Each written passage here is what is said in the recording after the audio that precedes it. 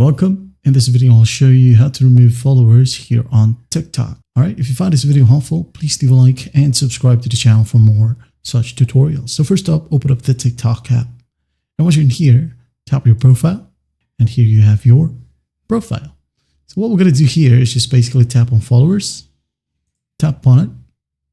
Now to remove a follower, all you have to do is just go ahead and tap on the three dots besides its name. Alright. And then tap on remove this follower. And that way they won't be able to see your future uploads. All right. So you might be wondering, is there a way to remove all followers at once? Well, there is, but it will take some time. So go to the three lines right here at the top right, tap on it. Now go ahead over to settings and privacy. Now you're going to want to go ahead over to support right here at the very bottom. Okay. Help center.